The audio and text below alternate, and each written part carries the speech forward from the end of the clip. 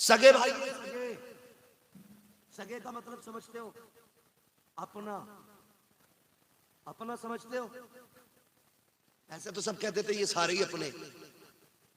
अपने का मतलब अपना वो होता है जो तेरे सीने की गोली अपने सीने पे ले ले। समझ गए मेरी बात?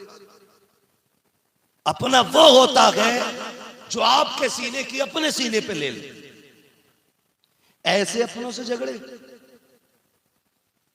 ऐसे भाई से इख्तलाफ। आज हमारी कौम आपसे इख्तलाफात की चक्की में पिस रही है। इतनी नफरतें पैदा कर दी हमने भाई भाई के सीने में, इतनी नफरतें पैदा कर दी कि अब ये सुधारे नहीं सुधर रही, सुधारे नहीं सुधर रही। याद रखिएगा, पीर 1000 मिल जाएंगे लेकिन सगा भाई दोबारा नहीं मिलेगा। अगर ऐसा शख्स जो आपके सही होते हुए आपको सगे भाई से अलग करता है तो उन्हें पीर साहब को अस्सलाम अलैकुम कहो, कहना हुजूर तशरीफ ले जाइए। हमें ऐसा पीर नहीं चाहिए जो हमारे घरों में इख्तलाफात की जड़ें कायम करे। हमें ऐसा पीर चाहिए जो हमारे खानदान में मोहब्बत के फूल खिलाए। ऐसा पीर मांगो ना, ऐसा पीर चाहिए जो भाई भाई को लड़ाए नहीं। ऐसा पीर चाहिए जो भाई को भाई के साथ जोड़ दे। और मैं सलाम करता हूं आप लोगों की अक्लमंदी को। किसी के भी कहने पे हमारे हो तो उससे बात मत करना, या तो अपने भाई को भी मेरा मुरीद कराओ वरना तुम भी उसे अलग कर दो। ये बातें जो करते ना, ये ना करना। ऐसे लोगों से बच के रहिएगा, बच के रहिएगा। मैं आपसे पूछना चाहता हूं, पीर ने कहा छोड़ दो उसे क्योंकि वो हमारा नहीं, वो फला मियां का मुरीद है। जानते हो भाई, ये अपने आज ना कदर नहीं है क्योंकि शरीक हो गए ना, शरीक हो गए। बचपन में जब सगे भाई थे ना, एक छोटा एक बड़ा, तो अगर पहले बड़ा स्कूल से आ जाता था, छोटा आधा घंटे बाद आता था, माँ खाना करके देके कहती थी मेरे लाल खा ले। वो कहता था माँ जब तक भाई नहीं आएगा खाना नहीं खाना।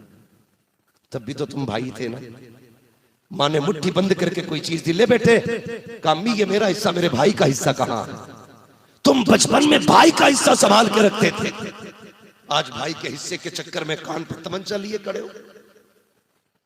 कल भी यही भाई, आज भी यही है। क्यों? मुझे बताओ ना, क्यों इतनी दूरियां हो गई? कल अगर जरा सी कोई थप्पड़ मार देता ना छोटे भाई के, वो दौड़ के कहता था भाई को लाता हूं बुला करके, जबकि तुम्हारी उम्र 8 साल की, मारने वाला 15 साल का था। लेकिन जब तुम्हें पता चला भाई ने कहा मुझे उसने मारा, तुमने उम्र नहीं देखी, वजन नहीं देखा, दौड़ गए, गिरबान तक हाथ नहीं पहुंच रहा था, फिर भी उछल के पकड़ लिया। मेरे भाई को हाथ क्यों लगाया तूने? तुझे नहीं पता अभी उसका भाई जिंदा है? यार बचपन में इतना दर्द था, आज सगा भाई सगे भाई को लेकर के वकील के बिस्तर पे कहता है ऐसा मुकदमा लगाना जो 10 साल तक बाहर ना निकल सके। कौन कह रहा है? सगा भाई, जिसके लिए चीज छुपा के रखते थे बचपन में, आज वो कह रहा है इतनी दफाएं लगाना ये 10 साल ना निकले वाले। दूसरा भाई दूसरे वकील के बिस्तर पे बैठ के कहता कम से कम 15 साल के लिए तो अंदर कर ही देना। इसके बच्चों से भीख मंगवानी है, मुझे बता तो सकी। अगर इसके बच्चे यतीमों की तरह घूमे तो तकलीफ किसे होगी? अगर इसके बच्चों के बदन पे कपड़े नहीं रखे तो बता दुख किसे होगा? तुझे गैरत क्यों नहीं आई जिन्हें तूने 15 साल की सजा कराई है? वो जालिम, ये वो लोग थे जो तेरे लिए जान दिया करते थे, जिन बच्चों को यतीम करने की कोशिश कर रहा है। तुझे पता है ये कभी छोटा अब्बू कह के आवाज देते हैं, कभी बड़ा अब्बू कह के आवाज देते हैं। इन बच्चों ने क्या बिगाड़ा था तेरा? इन्हें क्या नहीं मालूम था कि जिसे हम छोटा अब्बू कह रहे हैं एक दिन हमारे बाप की फांसी का सबब ये बनेगा, जिसे हम बड़ा अब्बू कह रहे हैं एक दिन ये हमें जीते जी यतीम बनाएगा। और तुम्हें खुदा का वास्ता अपनों के खिलाफ मुकदमे न किया करो, जेल कोर्ट न जाया करो। तुम नहीं जानते हो जिस दौलत के लिए तुम अपनों को जेल में डाल रहे हो ये तो आती जाती रहेगी, लेकिन जिस दिन अपने चले गए ये दोबारा नहीं मिलेंगे। जिस दिन भाई ने कफन ओढ़ लिया कोई सगा भाई नहीं होगा जिस दिन बाप ने कफन पहन लिया कोई बाप नहीं मिलेगा, इसलिए कि दौलत को पैसों से कमाया जाता है, मेहनत से हासिल किया जाता है, लेकिन अपनों को खुदा नसीब से अता फरमाया करता है। अपनों की कदर किया करो, कदर किया करो।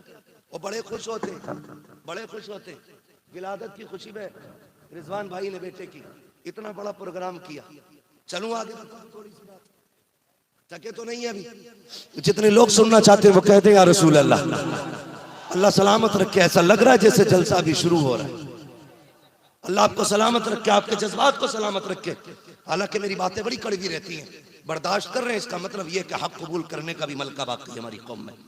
अभी हमारी कौम खुदा की कसम मुर्दा नहीं हुई है। जिस दिन ये मुर्दा हो गई सच्ची बातें छुड़ना छोड़ देगी। अल्लाह आपको सलामत रखे। बहुत गौर से मेरी बात सुनिएगा। मैंने क्या बात कही? सगा भाई सगा होता, अगर किसी के खेत में 1 इंच ज्यादा चली गई, उसमें मुकदमे की जरूरत क्या है? खेत के अक्सर झगड़े होते हैं। मैंड काट रहा तो वो नीचे नीचे पता नहीं किस स्टाइल से काटते, ऊपर से दिखती नहीं मैंड, पानी लगता वो लौट जाती है। कहता पानी से गिर गई, और फिर जहां तक मन चाह बढ़ा दी। तो पहले चोरी करने वाले सुने, अगर किसी की इतनी सी भी बढ़ा दी ना, इतनी सी, अल्लाह 7 जमीनों की मिट्टी खुदवाएगा, वो गठरी बना के सर पे कयामत में रखी जाएगी। पीछे आग का कोड़ा होगा, लेके चली से। चूटी का सुराग देखा है? कभी कभी इतनी मिट्टी डाल देती है वो निकाल कर। वो 7 जमीनों की होती है? नहीं, वो 2 फीट की मिट्टी होती है। 7 जमीनों की मिट्टी जिस दिन खोदी गई ना, कलेजे फट जाएंगे, कलेजे। होश में रहना, इतनी सी नहीं, किसी की बाल बराबर भी नाजायज दबा के मत जाना। पता चला अब्बा 3 बीघे एक्स्ट्रा जोत रहा था, और जब इंतकाल हुआ तो बेटे ऐलान कर रहे हैं, मेरे अब्बा पर किसी ने सितम किया हो, किसी पे सितम किया हो, माफ कर देना। क्यों? सितम तेरे बाप ने किया, माफी तू मांगेगा?